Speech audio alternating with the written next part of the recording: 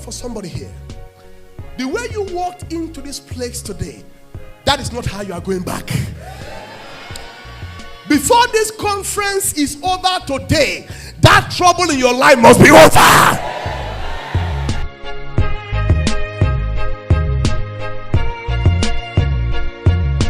You will not die. You will live to complete your assignment in this world.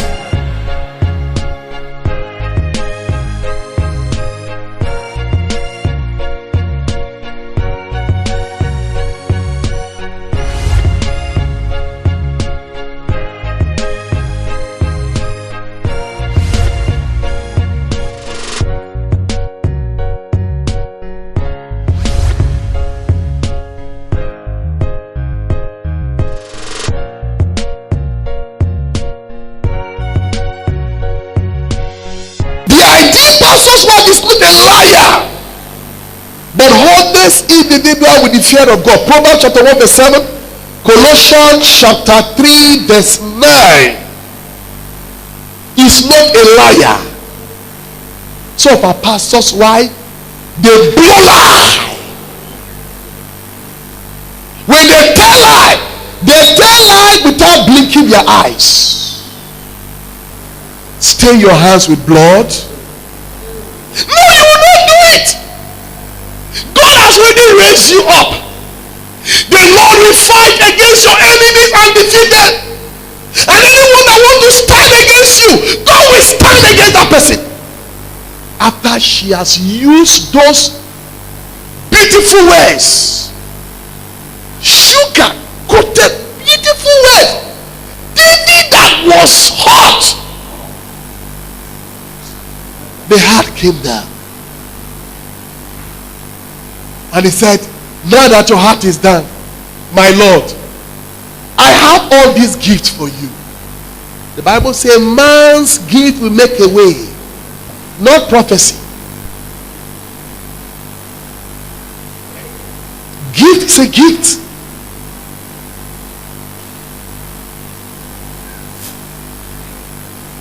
David took all of those things from Abigail and said to Abigail, if not because you came today, in the next few minutes I will have finished your husband's ministry. And your husband will no longer stand behind the pulpit to preach. He will pack to his village. But for this that you have done, you have saved your husband, you have saved all the men. Go in peace. Now when David was about going, Abigail said, are you going like that? You have done me good though. Please, when you become king, remember me.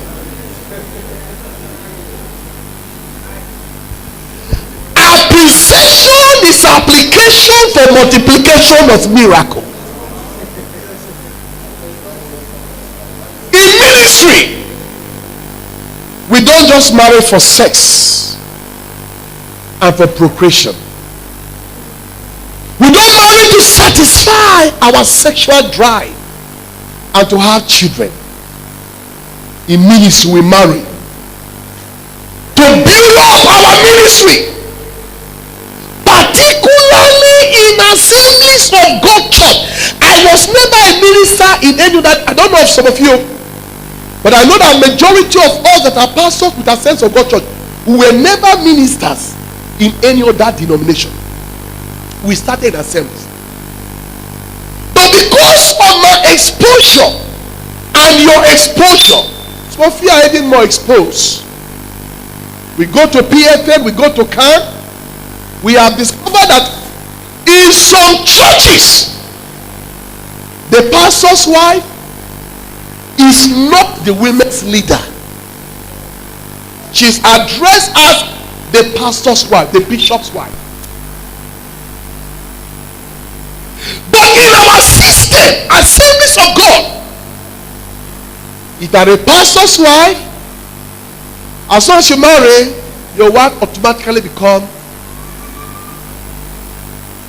If you are a sexual leader's wife, you as a woman automatically become what? Sexual. If you are not a district superintendent's wife, whether you are qualified or not, as a local church, as a section, as a district, down to the general council, once you marry, whether the woman is spiritual or not, whether she's carnal, whether she's Jezebel, by Assemblies of God arrangements, she's the leader of the church. Because of that, we have to be very, very, very 120 times very careful. You know, this fast, all of us they fast. Hold your stomach, now. Not only the hunger, that is where trouble comes. You must provide food. It is part of your responsibility. It is part of your duty. Provide food for the family. Proverbs 31:15. The ideal person wife must be hardworking and strong and industrious. 16 to 17. Anyone that is lazy, who want to marry you? You are hardworking, you are industrious, and you are strong. You are not lazy. You spend wisely. 16 to 17. Ideal person's wife, verse 20 now 31. You must be generous to the poor and the needy. What about our pastors? And I said, yes, the topic is ideal pastor's wife. But I discovered that most of our pastors, we need this lesson. Some of us pastors, we are creating real problem for our ministry. And I even listened to the ADS when he was praying. He prayed for ideal pastors and ideal pastor's wife. So I said, out of the mouth of two witnesses, I have been advised and look at the prayer. But a little responsibility has been added to my work. It's not part of what I wrote here, but I'm going to balance it. And I want to say to all our pastors' wives, with all amount of simplicity and humility, while we were doing that presentation, I did it in love and respect. I didn't do it to look down on you. And I didn't do it to make you feel that we pastors, we are good. We have our problem. And I will tell you some of our problems. I will use myself. Because we talk about pastors' wife, not to be easily irritated or annoyed or anger. If you ask my wife, that's why I said my wife knows how to manage me. There used to be a time in our marriage when I'm annoyed, I don't eat. And I will be watching my wife and the children eating. And look at me in annoyance. So that I jump and look at me like, I will provide the money for the food. And when I say I will not eat to show that I'm annoyed, how will I be expecting that my wife also will know, because the husband is annoyed, she will eat. So nobody advised me. I'll not advise myself. From this day, I will eat fine to be annoyed well. It is bad for us as men of God to be keeping malice to our wives. Some of us men, we are too difficult. You don't need to tell your wife, don't you know I'm the head of this house? Come on, go and read Genesis. He created the man, and then he made the woman. And he said to the woman, you are helpmeet before God. The man and the woman are just equal. The ego will be raised with the man. I am the head. And you want to intimidate that woman. You want to humiliate her. It's a sin. We should be able to allow our wives to have freedom. Sometimes our wives are afraid to talk to us because of the way we have trained them. We make them look inferior, and then we try to show them that we are superior. It is wrong. As we look at ideal pastors' wives, let us look at ideal pastors. Some of us are wicked.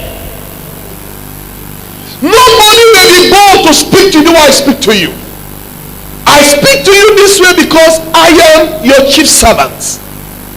And when I use the word we, I'm included. Some of us are wicked.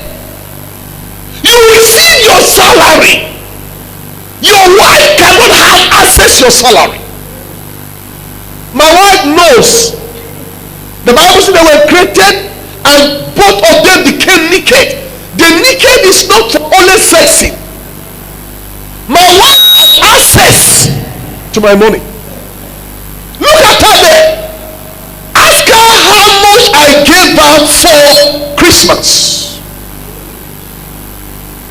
They were informed the district secretary, you know, that a brother from the church bought iPad from me also, a new one, 280,000 naira. I didn't take it like that. I called my wife. You know how a brother bought this one for me. I need to give you money to buy your own. I gave her first of all 50,000. She went to the plaza, married my own son, came back and said, the money is more than that. The one I want to buy is 100 and something. I said, no problem. Since a brother gave me that one, I am giving you the money. Get your own. Another area I want to talk to you, the pastors, is the area of sex. In 1 Corinthians chapter 7. Now this was the apostle Paul speaking. He said, now, because for those of you that are theologians, you will agree with me now, what you call 1 Corinthians is 2 Corinthians. You have the first, the second, and the third. So what we have now is the second and the third. Because the story that those in the household of Cleo brought, we don't have the clear story. And what led to the problem? We don't have it. But what we have is sufficient for our faith. Can I hear better amen?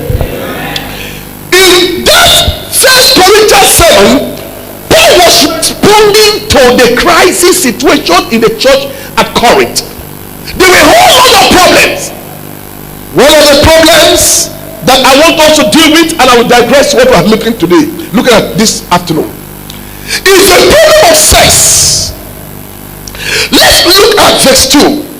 He said, because there is so much immorality, every man should have his own wife, and every woman should have her own husband. A man should fulfill his duty as a man, listen, and a woman should fulfill her duty as a woman, and each should satisfy others' needs. A wife is not the master of her own body, but the husband is. In the same way, a husband is not the master of his own body, but his wife. Do not deny yourself to each other unless you first agree to do so for a while, in order to spend your time in prayer, but then resume normal marital relationship. That is good news. Pastors, if you know you will not sex, don't marry.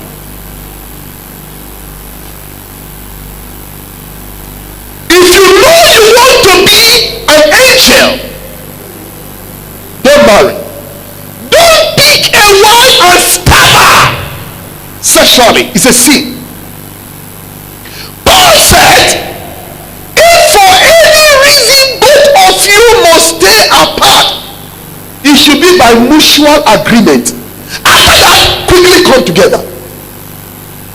But yes, I don't have that desire to sex. Something is already wrong with your system. Something is already wrong with your system. There are some vital there are things in your body that they are already depreciating and getting away. Meet a medical practitioner. There are several ways of boosting your sexual, something. There are drugs they will give to you without side effects. There are food you will eat, but for you as a pastor to marry and you will not have sex with your wife, you are stabbing a woman, and it's a sin. If you allow that woman to go and commit adultery, her blood will be on your hands. You don't go into long fasting, 100 days, 300 days.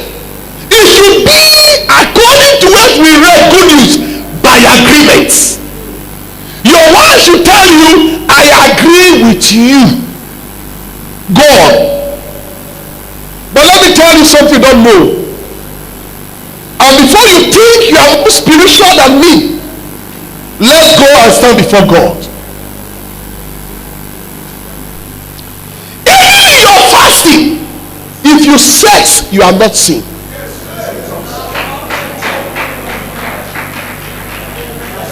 So you are becoming like angels. You cannot be more angel than the angels. Do you know what our wives see outside? When our wives go outside, you know what they see? Some of them are teachers. Men come to play with them. Some of them are nurses. You don't know what they see. Let them tell you whenever they want to, carry out operation hernia, what they normally do. Doctor will say, go and scrape that thing. A nurse, a pastor wife will hold a man's organ and be scraping. And as he's looking at the man, say, my husband not get this kind of one. There are things you can do to revive your sexual organ. Maybe very soon we will invite Sister Jizogu. She did it for us some years ago. We will invite her. Herself and then Sister Momo. They will teach you practical ways. She did it for us some time ago. How? She taught us, scissor style, missionary style, evangelist style. So I'm saying this to say to you pastors, you marry that woman to sex her. And let me tell you something you don't know, understand this. A pastor that's always having time to sex a wife and a woman that's always enjoying sex, they look fresh. Apart from bodily exercise, they look fresh. A pastor that is not sexy will look old. As we talk about sex, we are about going to the last part of this section. Provision is very important. Provision. The Bible says any man that cannot provide is what? Is worse. How can a man of God, you want to give your wife money, you are counting money? I don't count money to my wife. Not even today that I'm a DS. Ask her there. Since we got married, I don't count money to her. I give her, even as a local church pastor. The first thing I did when I married my wife, I opened bank account for her. Ask her. I put in money there for her. Whenever I want to give my wife money, I always feel that any money I give to my wife is like the law of diminishing return. It comes back to me. I don't count money and put in the hand of my wife and say, this won't cover 2 months feeding. No. I give her money, sufficient money. And I eat well. What are you saving your money for?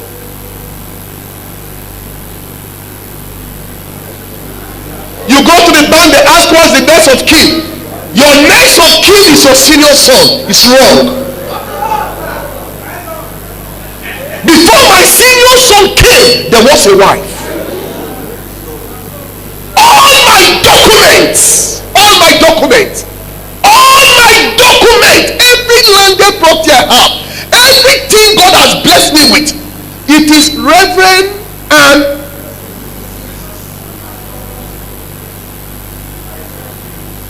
my wife has access. Somebody was asking, why did you not put your son? I said, which son? Was my son there when I married her? My next of kin is my wife. If by tomorrow God said, Amira, I'm calling you, no member of my family have access to my property. No. My father gave birth to me. I took care of him before he died. He don't go. My mother, I took care of my mother. He don't go. So the one that is closest to me now is my wife. How will you be buying land, be doing things your wife don't know? You are wicked. And if I'm doing that, it is wickedness on my own part. And God knows that I'm not doing it. She's there. She can attest to it. You have a bank account. Your wife cannot have access there. She don't even know what you're receiving. You just say this is from classroom teacher. This morning, you use it from this to on Monday to on the 20. Don't ask for money again. Is that okay? Yes, sir. Why? As a model, we'll be looking at point number 3 as a model to other Christian women. Sister Abigail in the Bible as a case study, and then we'll take the benefits. Talk about the characteristics, talk about the benefit we're done. We've looked at Abigail, we talk about all that she did. Now let's progress to number 4 and conclude with the benefits. What are some of the characteristics of the ideal pastor's wife? The virtuous woman in Proverbs 31, 10 to 31. I want to crave your indulgences, if you wouldn't mind, to please be on your feet. And let's do a responsive Bible reading like we did in the first section. Proverbs chapter 31.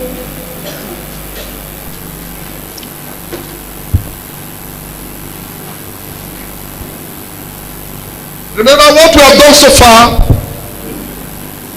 Before now, we have defined the word ideal and then harmonized it with the words pastor's wife. We have also discussed about what the ideal pastor's wife is not. Then we concluded in the first section by looking at an ideal pastor's wife as a model to other Christian women. Sister Abigail in the Bible was used as a case study. We want to draw the curtain by looking at some characteristics of an ideal pastor's wife. And we are looking at Proverbs chapter 31, 10-31. The virtuous woman in Proverbs. We'll talk about benefits of being an ideal pastor's wife in the ministry. I'll be digressing to talk about the man and then looking at the woman. In Proverbs chapter number 31.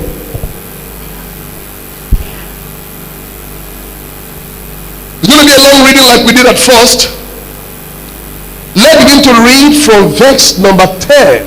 And verse 10, I will like to read. I like the Good News Bible. King James, you will read King James, but let me read the Good News Bible. I like Good News Bible. It says something that we can pick from. Proverbs 31. Are you there? Okay, let's look at verse 10.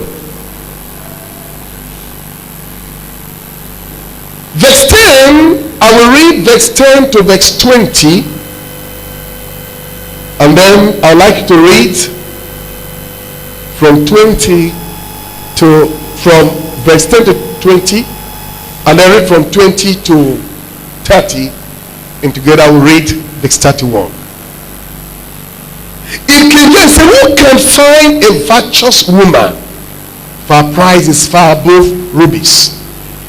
But let me read the good news. How hard it is to find a capable wife. She's worth far more than jewels. Her husband puts his confidence in her, and he will never be poor.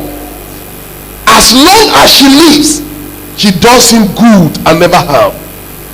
She keeps herself busy making wool and linen cloth. She brings home from out of the way places as merchant ship do. She gets up before daylight to prepare food for her family and to tell her servant women what to do. She looks at land and buys it, and with money she has earned, she plants a vineyard. She's a hard worker. She's stronger and industrious. She knows the value of everything she makes and works late into the night. She spins her own thread and weaves her own clothes. She's generous to the poor and needy. Please, verse 21. Hey, can you put more light? More light. Want to go?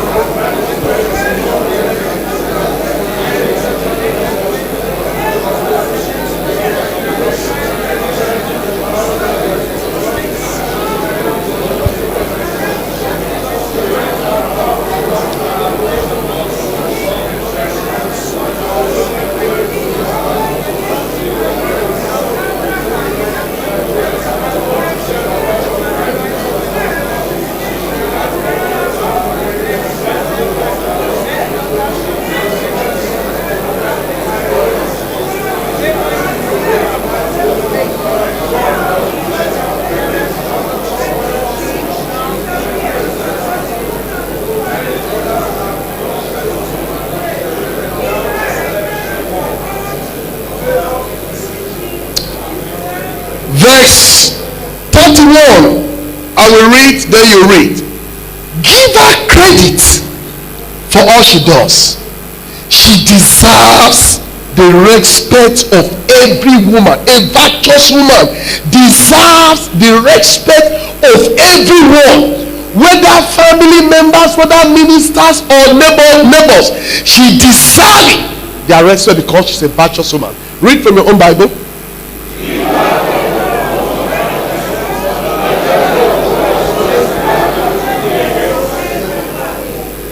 Father, thank you for speaking to us. In Jesus' name, the people of God in the house, we holler amen. Amen. Maybe sit.